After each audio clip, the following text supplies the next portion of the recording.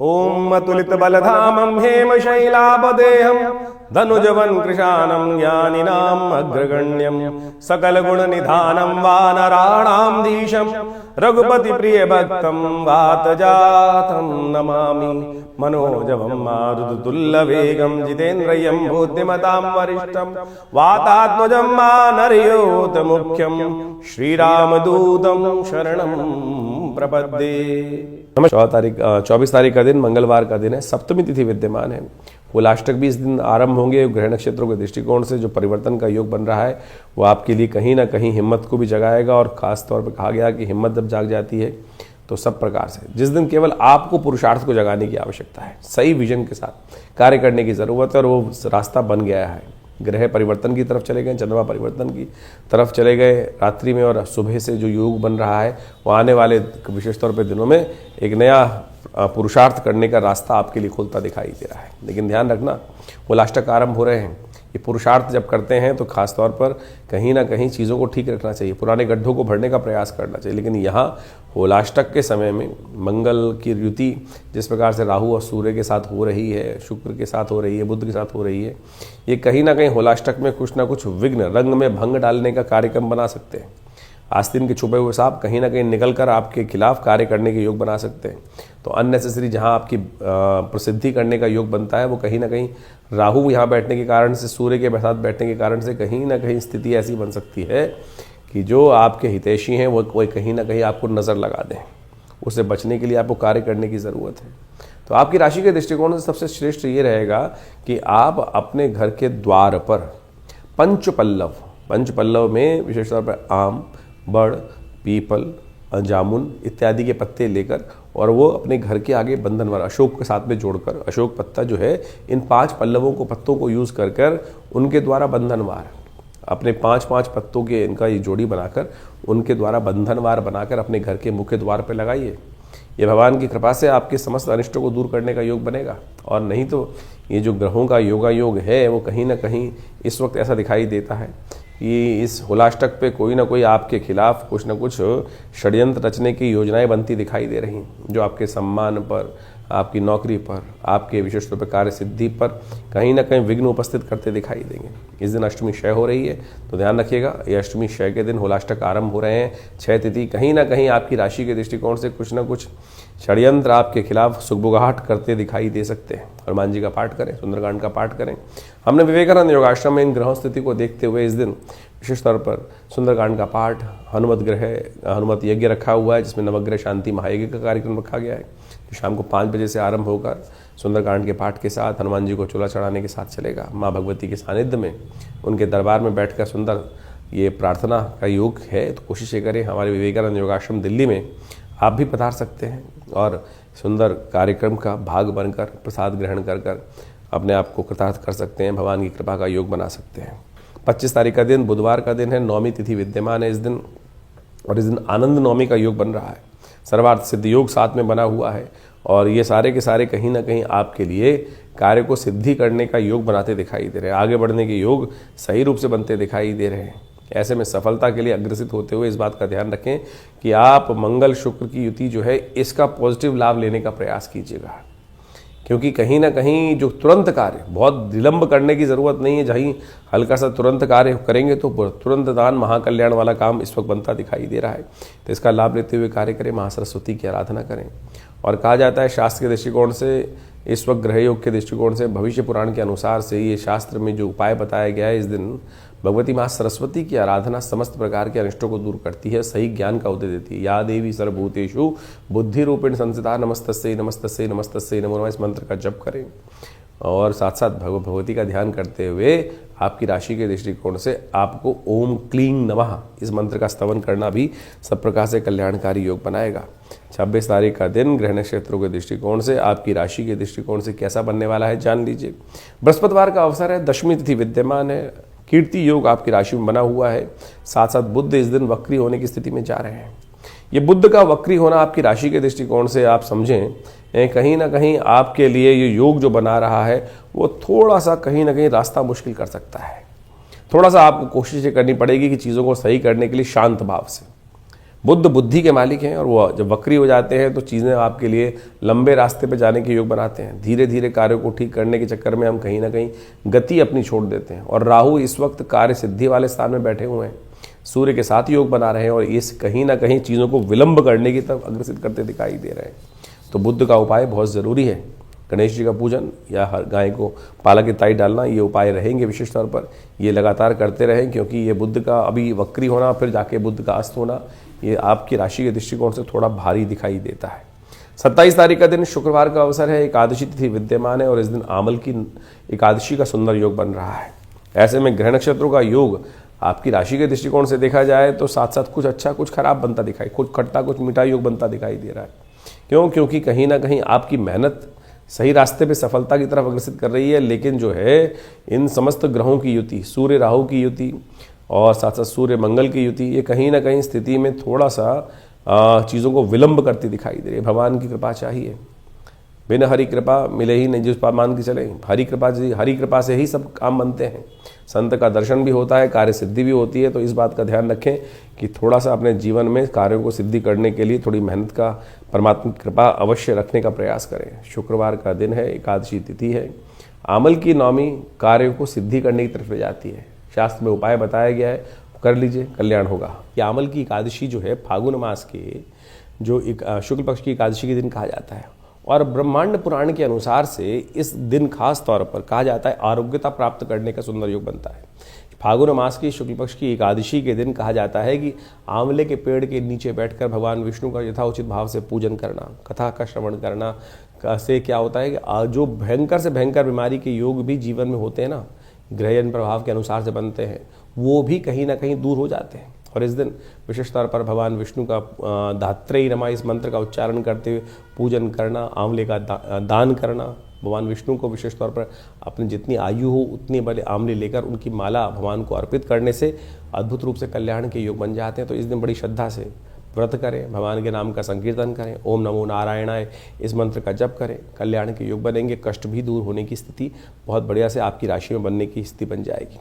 अपने नाम से इस दिन विशेष तौर पर कोई जीवन में कष्ट चल रहा हो तो कहा जाता है कि आंवले को अपने वजन के बराबर आंवले का दान करने का प्रयास करना चाहिए। इस दिन यथेच्छ मात्रा में इन दिनों बहुत ताज़ा आंवला आ रहा होता है और अभी चैत्र तक तो सुंदर रूप से प्राप्त हो गई होगा। तो ये शास्त्र के अनुसार से जो विधि के अनुसार से वर्णित उपाय हैं, इनको करिए, कल्याण होगा। वृषभ राशि वालों के लिए 28 तारीख के दिन ग्रहों की एक विशेष योग बनने की स्थिति बन रही है, जिसमें चंद्रमा परिवर्तन की तरफ जा रहे हैं, बुध अस्त होने जा रहे हैं। शनिवार का दिन है और साथ साथ इस दिन द्वादशी तिथि है, पापनाशनी द्वादशी का योग बन रहा है शास्त्र के दृष्टिकोण से। और ये ग्रह नक्षत्रों के दृष्टिकोण से आप समझें, भविष्य पुराण के अनुसार से कहा जाता है कि अपने पापों से निवृत्ति के लिए बहुत सुंदर योग बनता है। इस जीवन में जो कष्ट आते हैं वो कहीं ना कहीं दुष्कर्म से ही आते हैं और कर्मों को यदि क्षय होने का योग बन जाए, दुष्कर्म क्षय हो जाए तो फिर जीवन में पुण्य ही रह जाएंगे, वो पुण्य का उदय होता है। इस दिन ग्रह परिवर्तन की तरफ जा रहा है, पराक्रम का अच्छा योग बनता दिखाई दे रहा है। सही दिशा में सही सोच से कार्य करने का प्रयास करेंगे, लेकिन बुध की कमजोर स्थिति होने के कारण से क्या हो सकता है कि कहीं ना कहीं दिग्भ्रमित हो सकते हैं। तो बुध को शक्ति देना बहुत जरूरी है। बुध बड़े विचित्र स्थिति में इस वक्त चल रहे हैं। शनिवार के दिन जो बुध का अस्त होना ग्रहों का योगा योग बना रहा है, ये कहीं ना कहीं आपकी बुद्धि को ट्यूबलाइट की तरह कर सकता है, कभी आएगा कभी जाएगा करंट। तो ऐसे में थोड़ा बुद्धि को सही करने का प्रयास करें, महासरस्वती जी की आराधना करने का प्रयास करें, विष्णु भगवान का पूजन करते हुए उनको आंवला अर्पित करने का प्रयास करें। शास्त्र में एक विशेष उपाय बताया गया है। इस समय में कहा जाता है एकादशी के दिन व्रत करने के बाद द्वादशी तिथि के सुबह के समय में यदि आप किसी आंवले के पेड़ के नीचे जाकर भगवान विष्णु का षोडशोपचार पूजन करें और वहाँ उन्हें विशेष तौर पर इस दिन आंवला अर्पित करके प्रसाद के रूप में आंवला ग्रहण करें तो पापों से क्षय होता है, शारीरिक का क्षय घटता है और साथ साथ पुण्य का उदय होने का योग बनता है। फागुन का महीना अपने आप में बड़ा अद्भुत योग लेकर आता है। फागुन में कई प्रकार के योग बनते हैं, शिवरात्रि इत्यादि योग अभी आपने देखे। साथ में ग्रह गणना के अनुसार से इस बार जो फागुन का समय देखें, अभी ग्रहण पड़ के चुका है। भारत में नहीं था ग्रहण, लेकिन उसके साथ साथ उस ग्रहण का प्रभाव तो पूरे विश्व में आता दिखाई दे रहा है। जिस प्रकार से कहा जाता है, यदि वराहमिहिर संहिता को उठा के देखें तो वराहमिहिर संहिता में लिखा है कि फागुन के महीने में जब ग्रहण पड़ता है, तो जिन क्षेत्रों में ग्रहण पड़ता है उससे पूर्व के क्षेत्रों में कहीं ना कहीं प्राकृतिक आपदाओं के, कहीं ना कहीं वैमनस्य के, और वहाँ जो लोग रहते हैं उनके जीवन में कहीं ना कई प्रकार के कष्ट होने के योग बनते हैं। तो अभी देखिए ग्रहण जिस प्रकार से पड़ा, साउथ अफ्रीका इत्यादि क्षेत्रों में पड़ा है, और उस क्षेत्र का प्रभाव समझें कि उसके पूर्व की तरफ जरा देखें तो ऊपर जहाँ पर भी युद्ध इत्यादि चल रहे हैं यूरोप इत्यादि में, पूर्व से लेकर जो कहा जाता है क्षेत्र के अनुसार से, तो वहाँ भयानक आपदाएं आने के योग, यानी भयावह स्थिति और ज़्यादा आने वाले समय में पड़ने के योग दिखाई देते हैं। और इस वक्त सूर्य और शनि के आसपास बहुत सारे ग्रह एकत्र हैं। ये कुछ ना कुछ असंभव कुछ कार्य होने के योग बनाती दिखाई दे रही है, कुछ अशुभ कार्य होने के योग भी बनाते दिखाई दे रहे हैं। तो इस प्रकार से भारतीय संस्कृति के अनुसार से ज्योतिष विज्ञान की काल गणना जो है वो बहुत ही परिष्कृत मानी जाती है। बहुत सारे लोग ज्योतिष के अनुसार से, अभी हम कुछ दिन पहले एक टीवी डिबेट में थे और वहाँ कुछ ना कुछ जो आज की तारीख में जिनको कहा जाता है साइंटिस्ट, वो बैठे थे। मुझे तो ऐसा लग रहा था कि वो साइंटिस्ट नहीं है, ज़्यादा से ज़्यादा कम्युनिस्ट टाइप के लोग बैठे हुए हैं, जिनको जिस प्रकार से केवल भारतीय ज्योतिष विज्ञान, भारतीय पराविज्ञान जो है उसी का विरोध करना है।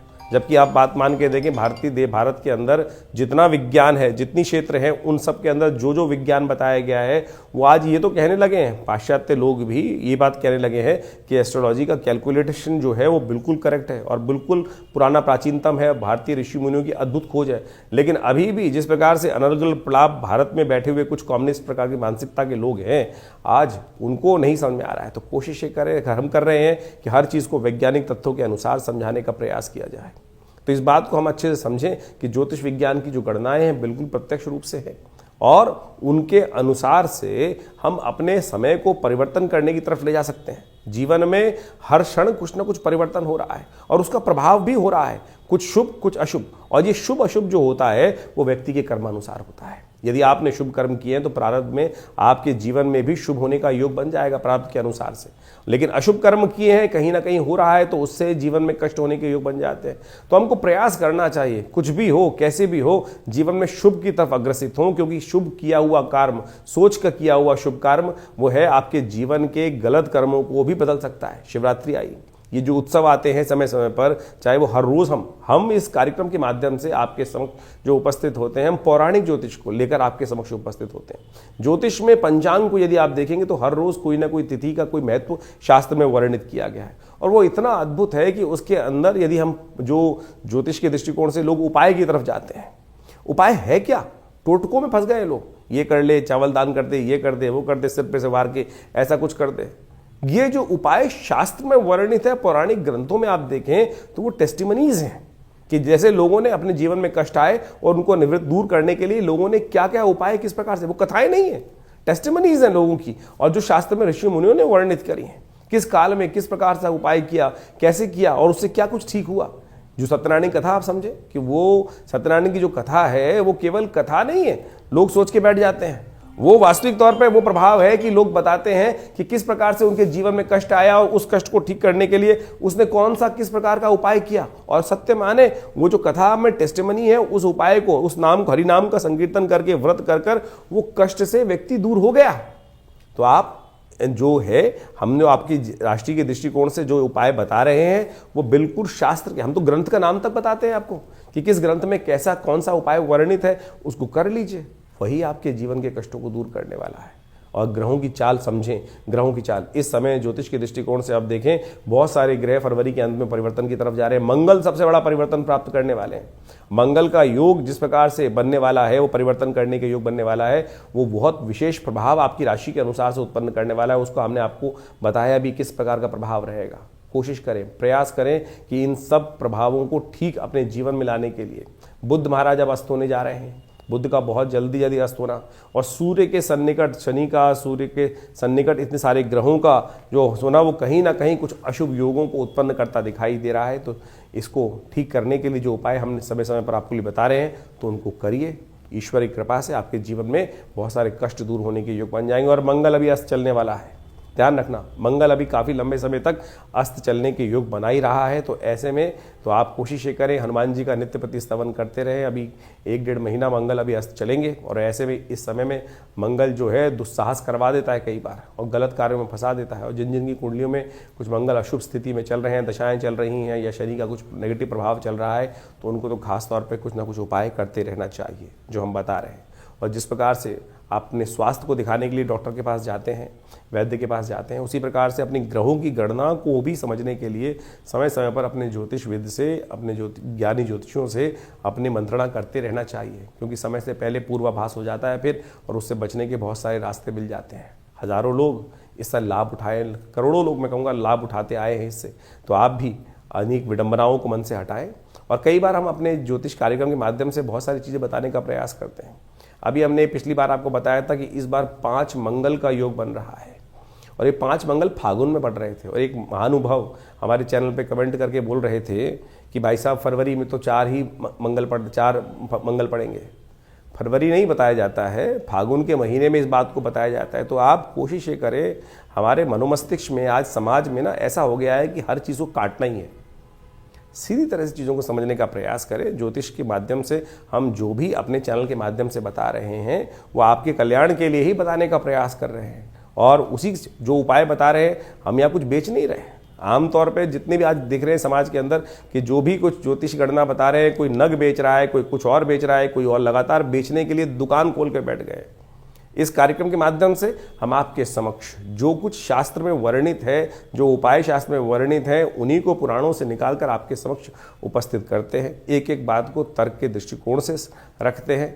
कोशिश करें उनको सही रूप से अमल करने का प्रयास करें। और फिर भी कोई मन में शंका हो तो चिंता ना करें, ये दिल्ली में जो आश्रम है वो आपके लिए ही बनाया गया है। हमारे पिता आचार्य श्री केशव देव जी महाराज ने आज से 70 साल पहले इस आश्रम की स्थापना करी और दिल्ली में ही करी, और वहाँ हम शोध संस्थान चलाते हैं। 50 से ऊपर पुस्तकें जो हैं भारतीय संस्कृति, पराविज्ञान, मनोविज्ञान, योग विज्ञान, मंत्र विज्ञान, यज्ञ विज्ञान, मुद्रा विज्ञान, योग इत्यादि पर, कर्मकांड इत्यादि पर हमने बहुत बृहद रूप से लिखी हैं। चाहे वो कुंडलनी ध्यान साधना के संबंध में हो, आध्यात्मिक साधना के संबंध में हो, और समय समय पर महीने में कम से कम 10 बार बड़े कार्यक्रम होते हैं। उसमें हम स्वयं बैठते हैं, स्वयं मिलते हैं आपसे। तो आप आइए और आज राजा रानी कथा सुनने से ऊपर उठे, शास्त्र को समझें। हमने रामचरितमानस के ऊपर हर रविवार को स्वाध्याय रखा हुआ है, और उसमें राजा रानी कथा नहीं, उस विज्ञान को, भारतीय संस्कृति के विज्ञान को आप कैसे अपने जीवन में उतार सकते हैं, उसको सार रूप में समझने का प्रयास करना। जैसे कथाओं पे करोड़ों रुपए खर्च किए जा रहे हैं, जबकि कथा पुराने ज़माने में ऐसे ही ज़मीन पे बैठ के की जाती थी, जंगल में, बाग में बैठ के की जाती थी। लेकिन आज 2-2 करोड़ 10 करोड़ रुपए खर्च कर जो एक रेपुटेशन और किस प्रकार से कथाओं को करने का व्यवस्था बनाई जा रही है, वो बड़ा दुर्भाग्यपूर्ण है। और बड़े बड़े मंच पे लोग बैठकर धर्म के प्रति किस प्रकार का बात बोलते हैं। बहुत लंबे चौड़े बड़े कथावाचक हैं। उन्होंने अभी राम कृष्ण कथा कहते कहते कृष्ण को भी कितनी प्रकार से उपहास, भगवान का भी उपहास उठाने का प्रयास किया।